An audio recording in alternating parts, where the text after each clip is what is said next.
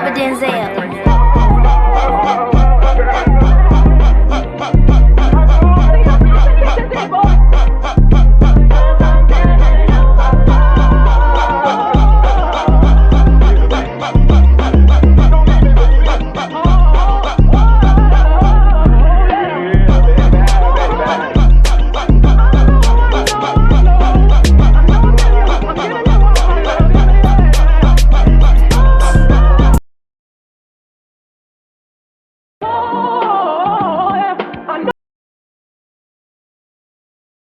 Man, welcome in, welcome in. Hi, and thank you for tuning in. This is going to be a brief, sorry about that feedback, but it's going to be a brief video, and I am going to be focusing on Frank Matthews. So just wander along with me. Thank you for tuning in. Like, share, and subscribe. We're going to go on and go through this. So I want to introduce you guys to the Kingpin who vanished, the Frank Matthews story. How a 1970s drug boss built a coast-to-coast empire, then disappeared without a trace. In the early 1970s, as America's cities reeled from economic decline and the fallout of the heroin wave, one name quickly moved through back rooms and cash houses from New York to the Carolinas to the Midwest: Frank Matthews. To law enforcement, Matthews was no street hustler. He was a national wholesaler, a man who turned supply lines and distribution into a disciplined business. By federal estimates at the time, his network trafficked heroin and later cocaine across more than 20 states, moving weight and quantities that local crews they are baffled, right? Matthew's story is rooted in the contradictions of the era. He emerged in a generation that watched manufacturing jobs evaporate while new money flowed from narcotics. He dressed well, kept a low public profile, and unlike some of the self-proclaiming gangsters of the decade, he rarely countered headlines. Associates described him as calm, rebels called him ruthless. Police called him the most significant domestic trafficker you will ever hear about. What set Matthews apart wasn't just volume, it was infrastructure. He invested in trusted carriers, strategically had stash houses located, and rapid payment cycles that kept product moving even when a link went down. He cultivated a stable of lieutenants who could operate independently, which meant a raid in one city didn't collapse sales in another. He also understood risk better than most, keeping his presence behind the curtain while instilling himself with layers of um, lieutenants, right? Heroin dominated that era and those years. This was the twilight of the French Connection era and the dawn of the new pipelines. But Matthews was quick to see the profit curve in cocaine as well. The move diversified his revenue and reduced reliance on any single supplier ecosystem, a boss calculation that helped him outlast several high profile busts that crippled competitors. But footprints this large are hard to hide. Stacks of small bills, luxury cars, and sudden bursts of violence around certain territories started to attract attention. By 1972, the newly energized federal narcotics apparatus, then the BNDD, soon to be folded into the Drug Enforcement Administration, i.e., the DEA, began tightening their circle. The crackdown came in waves: surveillance on stash houses, flipping carriers, and coordinating raids in multiple cities.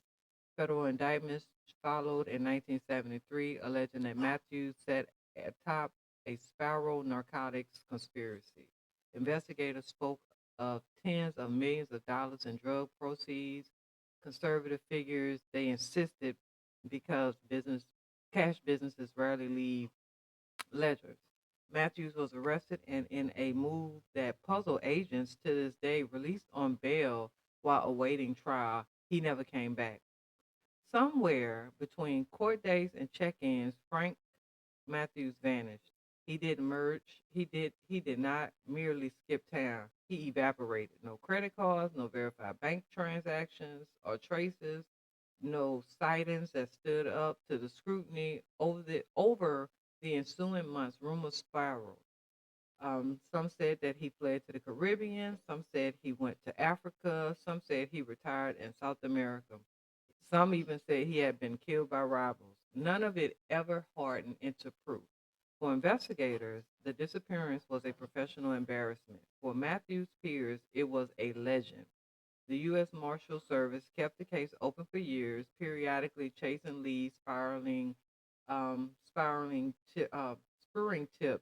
and tabloids. Even so often, a photography would surface. Maybe it's him, maybe it's not him. The image would be too grainy.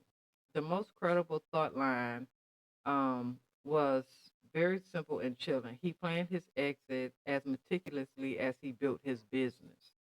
The consequences of his disappearance was immediate. Without a conviction, there would be no court testimony mapping his network in detail.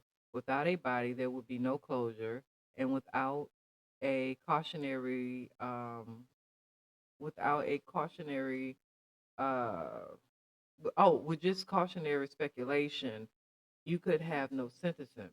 The Matthew saga began something else, a cautionary tale for law enforcement and a myth for the underground. Meanwhile, the drug economy evolved. Cocaine scaled into the 1980s with a new foreign cartel, and heroin distribution recalibrated around fresh supply chains. But in task force briefings, Matthews remained a study, a template for a decentralized multi-state network run with corporate discipline, and a reminder that the most effective bosses don't need their names in lights. So I do want to say that yeah, this man was a beast. Okay, so just the overall, right? The human toll of Matthew's rise was real. Neighborhoods destabilized by addiction, a cycle of violence fed by money and fear, families fractured. Community leaders in several cities still talk about the long tail of 1970 the heroin era, when young people disappeared into dependency and whole blocks hollowed out. Law enforcement veterans said Matthews accelerated that spiral by lowering wholesale prices and expanding access far beyond traditional hubs. Yet the larger legacy of Frank Matthews is also institutional. His case influenced how federal agents think about financial investigations, bail risk, and cross jurisdictional coordination. Post Matthews, task force leaned harder into following the money, forfeiture tools, and joint operations that treat a trafficker empire like a business to be audited, not just a ring to be raided. Still, the core mystery endures. Where did Frank go? If he fled, how did he move such a high risk figure across the borders without detection? If rivals caught up with him, why did no credible traces ever come up? Nobody, no bank statements, no bank withdrawals, no chatter, and nothing. If he staged a new life, how did he financially do it for so long without any type of surveillance or anything? Because most fugitives, that's how they eventually get caught up. There are no satisfying answers, only educated guess. What's certain is that his disappearance denied the public a full accounting of his network and left a void filled by rumor. For most Americans who study like American crime historians, Matthews sits in a rare category, a figure that impact is acknowledged across agencies, whose wealth was legendary in his time and whose fate is unknown. So I would like to leave y'all with that. And if y'all see him, tell him I need $5. If if you don't mind, please and thank you. Oh, I know that this is it.